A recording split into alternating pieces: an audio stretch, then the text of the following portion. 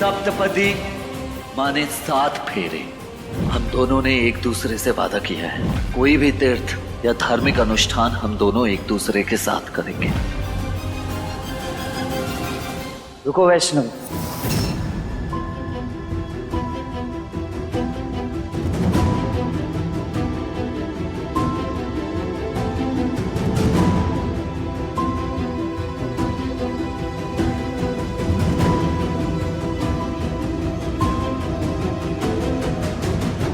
अपने सप्तपति का प्रॉमिस भूल गई। अंतिम अर्घ तो हमें साथ में देना था ना वैष्णवी।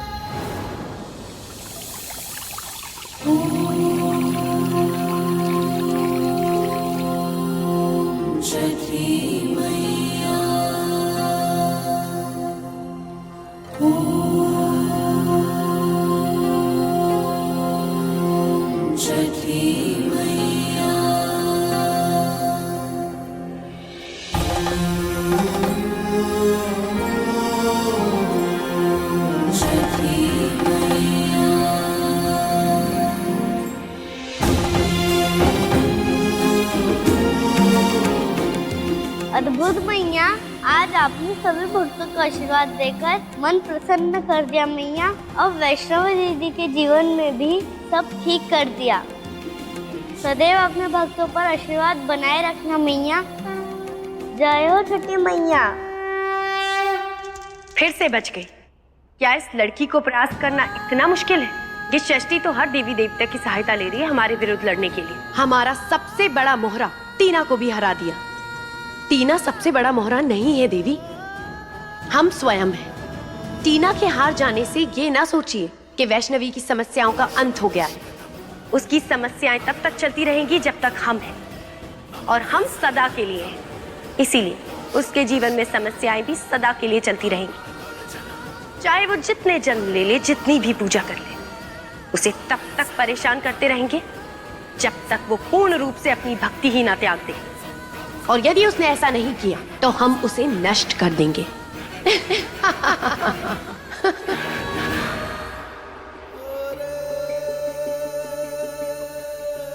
मैं बाहर चल के कार निकाल रहा हूँ, घर चल के तुम दवा ले लो, ओके? अब हमें दवा की क्या जरूरत है कार्तिक जी? हमारी तबीयत तो आपकी याददाश्त वापस आने से ही ठीक हो गई। अच्छा जी, अब कोई और बहाना नहीं। अगर तुम अपना ख्याल नहीं रख सकती तो अभी बोल दो, आज से मैं तुम्हारा ख्याल रखूंगा। चलो आ जाओ।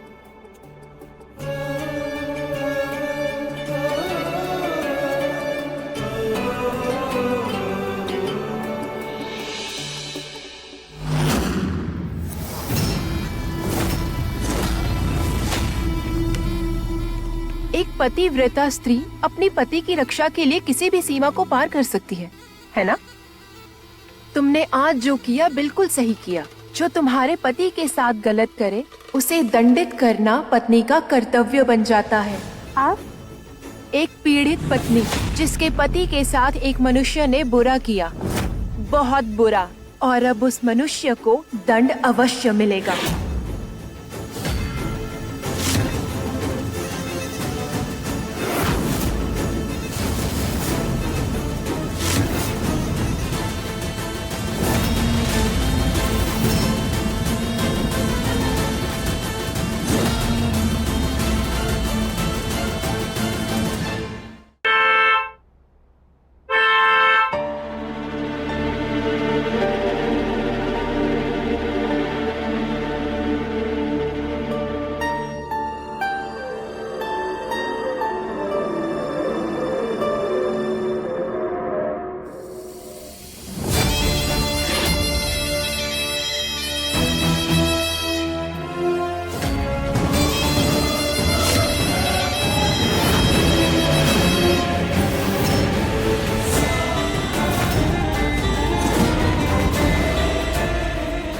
हमारे पति की मृत्यु का कारण बने हो कार्तिक, इसका दंड तुम्हें अवश्य मिलेगा।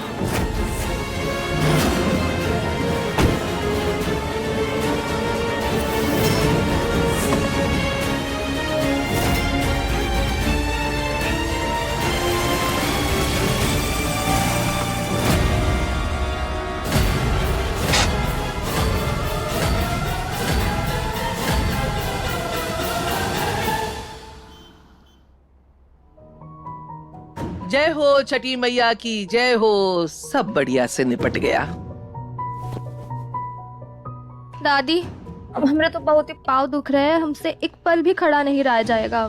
हम तो ना आज दिन भर बस सोएंगे और आराम करेंगे। हाँ, हमारा भी वही हाल है। कल रात को भी तो नींद पूरा नहीं हुआ ना, वो आवाज के चक्कर में। हम भी जा रहे हैं आराम करने। हाँ उर्वशी, जी दादी। उर्मिला, तुम और तुम्हारी बहू बिल्कुल एक जैसी। जाओ पाँव पसार के सो जाके। अरे अम्मा, एक मौका नहीं छोड़ दिया हमने खोट निकालने में। चलो बताओ, भगवान की पूजा में भी कोई थकता है? छोड़ो अम्मा, कभी तो रह दिया करो। आराम की तो सबसे ज्यादा जरूरत तुम्हें है वैष्णवी। हाँ,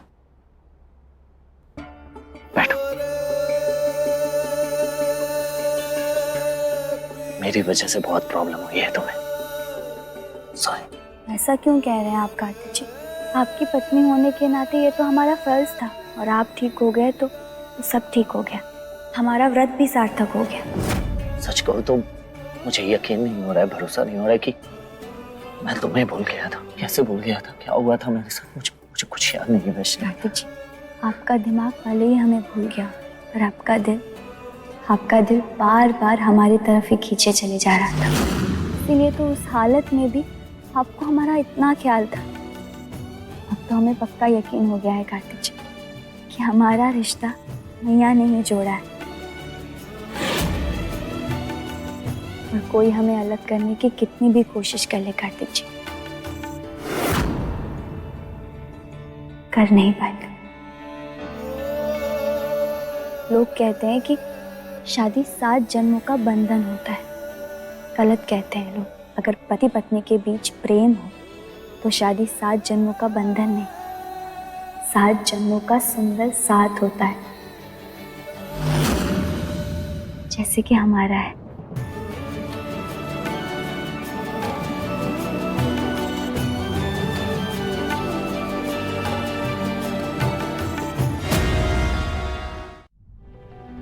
मैया तुम दोनों को सदा ऐसे ही खुश रखे। पता है बबुआ, छठ पूजा हमारी संस्कृति में सबसे कठिन व्रत है, और हमारी वैष्णवी ने इसको पूरी निष्ठा के साथ पूरा किया है। अब देखना, तुम्हारे ऊपर कोई कष्ट नहीं आएगा, इसलिए अब तुमको इको अपने सर आंखों पे बिठा के रखना चाहिए, समझो? मैं जानता हूं दादी, मेरी वजह से वैष्णवी ने बहुत कुछ सहा है, इसलिए आज से वैष्णवी को खुश रखने की जिम्मेदारी मेरी हुई। बिल्कुल। मैं बस यूं गया और यूं आया। कहाँ जा रहे हैं आप कार्तिक? बाद में बताता हूँ। अरे तुम्हारे लिए ही कुछ करने गया होगा, अब भी आ जाएगा।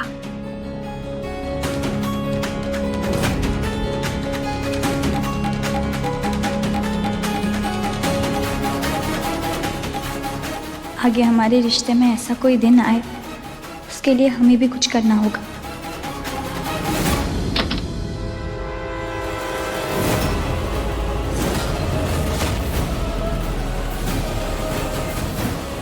टीना, टीना क्या हुआ तुम? टीना, टीना,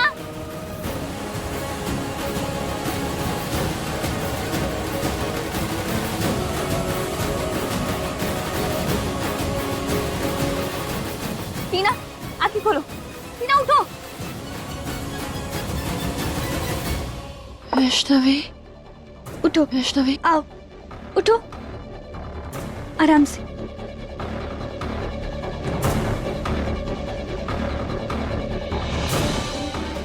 आ जाओ।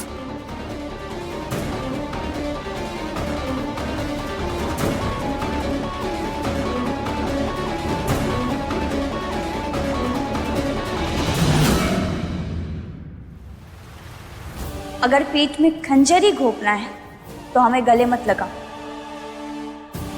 करना करना क्या चाहती हो तुम टीना, हमारे और कार्तिक जी के बीच आकर?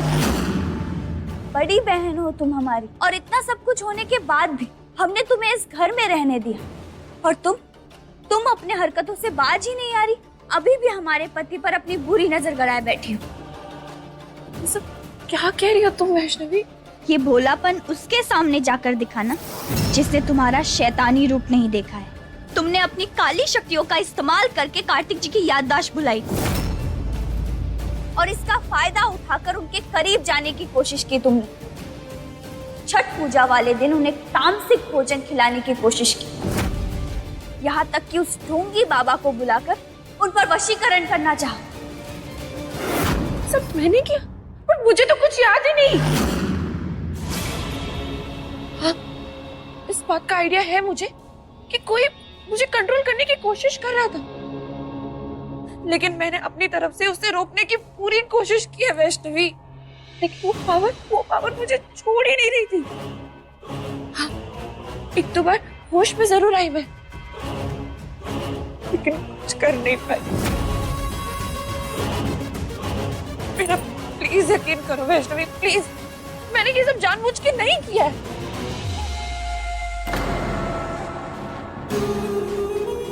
इसे देखा जाए तो ये सब मेरे साथ होना ही था, मेरे ही बुरे कर्मों का फल है ये।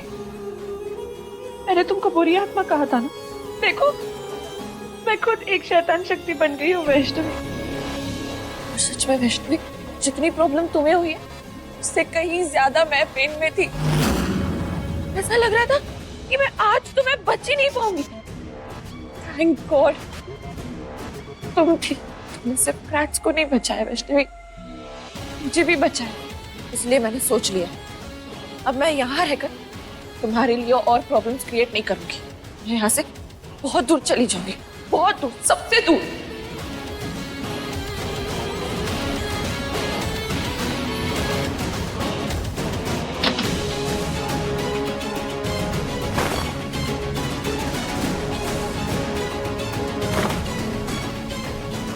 वैष्णवी, वैष्णवी,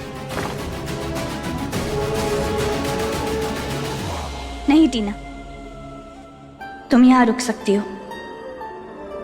अब जब तुमने पश्चाताप कर ही लिया है तो उम्मीद है कि तुम अब वापस अंधेरे रास्ते पे नहीं जाओगी।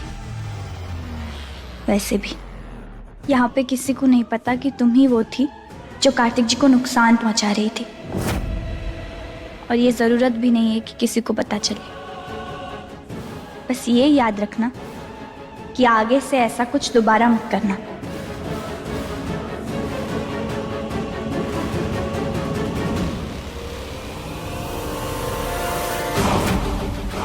मुझे पता था तुम मुझे जरूर रोकोगी वैष्णवी, पर तुमने सिर्फ मुझे नहीं, अपनी बर्बादी को जाने से रोका है आज। वैष्णवी, वैष्णवी,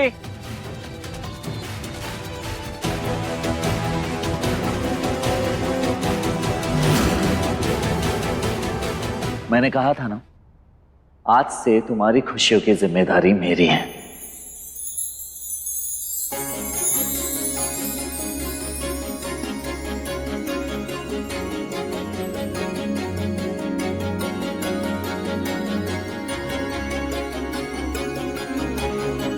विद्या, नानी,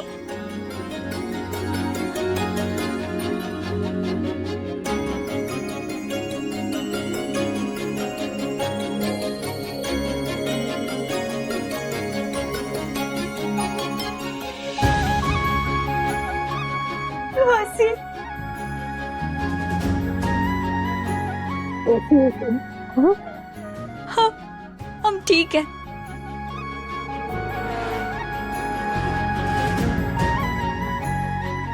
छठ पूजा पर तुमको बहुत याद किए, पर तुम्हारे व्रत से कार्तिक बाबू ठीक हो गए, यही सबसे बड़ी खुशी की बात है। खुश रहो बच्चा, खुश रहो।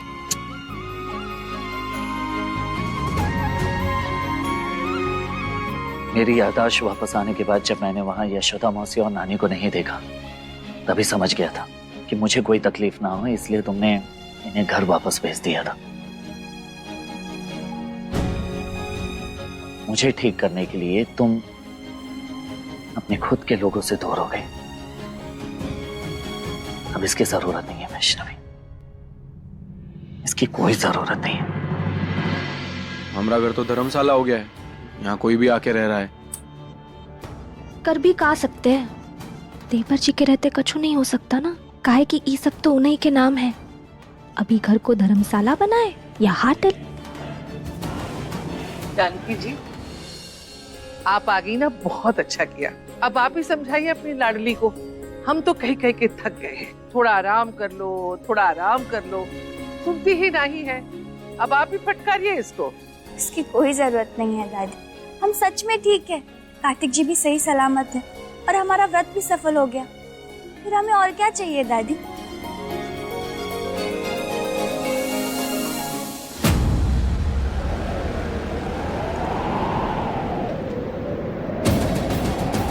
ये क्या हुआ? हे माता रानी, ये क्या हो रहा है? ये बेमौसम कहाँ से आंधी शुरू हुई गई? अरे खिड़की दरवाजे बंद करो, नहीं तो बरसात सब फूल से हट जाएगा।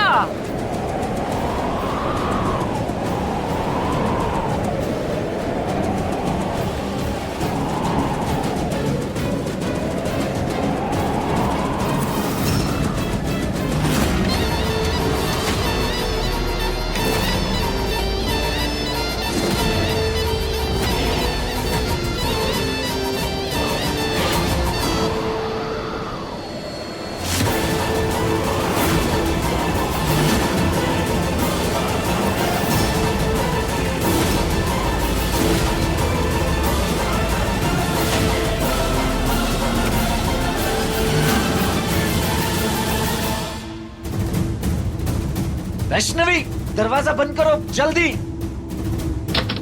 ये क्या किया आपने कार्तिक जी? दरवाजा क्यों बंद कर दिया? वो बाहर ही रह गई। कौन है वैष्णवी? वो औरत दादी, वो आंधी के बीच में ही खड़ी थी। इस मौसम में उसे अकेला छोड़ना ठीक नहीं होगा, उसे भी अंदर लेके आते हैं ना। हाँ, लेकिन वो कौन औरत? अरे दादी वो वैष्णवी,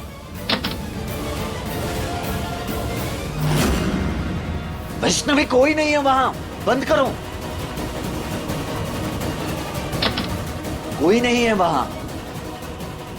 बेटा, तुमको भरम हुई गया होगा, तुम्हें तबीयत भी ठीक नहीं है। चलो, चल के कुछ खाए लो और थोड़ा आराम कर लो। चलो, ले चलो इसको अंदर। कोई तो थी वहाँ, लेकिन कौन? कोई तो शक्ति तुम्हारे भीतर अवश्य है वैष्णवी, वरना किसी शैतानी शक्ति से पीछा छुड़ाना किसी साधारण मनुष्य के बस की बात नहीं। शैतानी शक्ति से तो तुमने अपने पति को बचा लिया, किंतु मेरे प्रकोप से कैसे बचाओगी? जिस तरह मैंने अपने पति को तुम्हारे पति के हाथों खोया है, तुम भी खोओगी।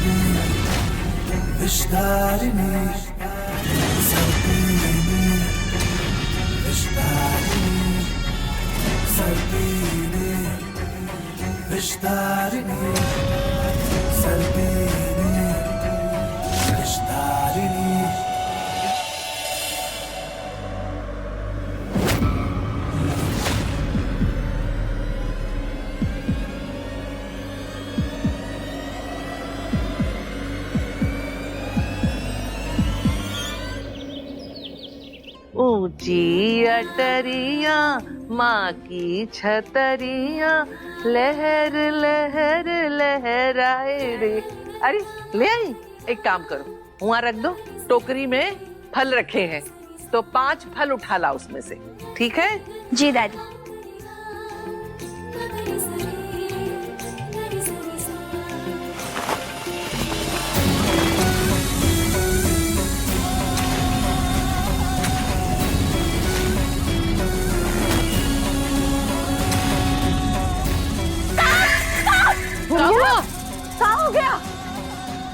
कहाँ हो गया? सांप कहाँ? हुआ तो है ही नहीं कुछ भी सांप आप। वैष्णवी क्या हुआ वैष्णव? सांप सांप सांप सांप? कहाँ है सांप? लेकिन कहाँ है सांप? हम देखे उधर सांप था। वैष्णवी क्या हो गया तुम्हें? यहाँ कहाँ है सांप? पहले तुम्हें पानी में कुछ दिखाई दिया और कल फिर हॉल में भी कुछ देखा तुमने, और अब ये सांप। यहाँ हो क्या गया है तुम्हें? तुम ठीक हो?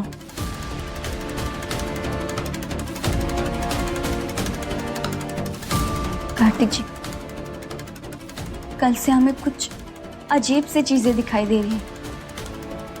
हमें बहुत डर लग रहा है कार्तिक जी। ऐसा लग रहा है जैसे कुछ अनहोनी होने वाली है। कुछ नहीं होगा वैष्णवी। लेकिन वैष्णवी बेटा, अब तो सब ठीक हो ही गया है, ऐसा काहे लग रहा है तुमका? कार्तिक जी, हमारे सारे ख्यालों में आप पर ही खतरा आता है। और अब ये सांप।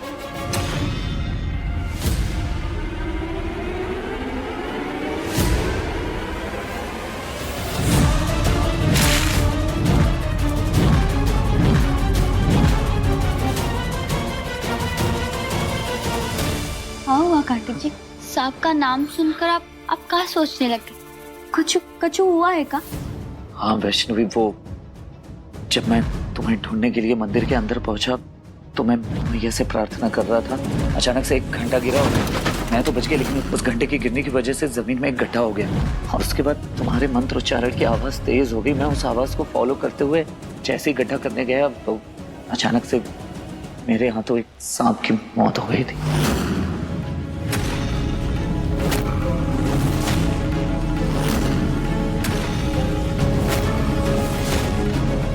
नागत्या, ये तो बहुत बड़ा अनर्थ हो गया बबुआ। हाँ बड़ी बल्कि काल सर्प दोष ये बहुत बड़ा अनर्थ है। इससे मनुष्य की जान पर खतरा हमेशा बना रहता है। इसका मतलब वैष्णवी का डर बेबुनियाद नहीं है। कार्तिक जी, एक जीव की हत्या हुई है आपके हाथों से। कैसे कार्तिक जी? वैष्णवी, मैंने ये जानबूझ के नहीं किया।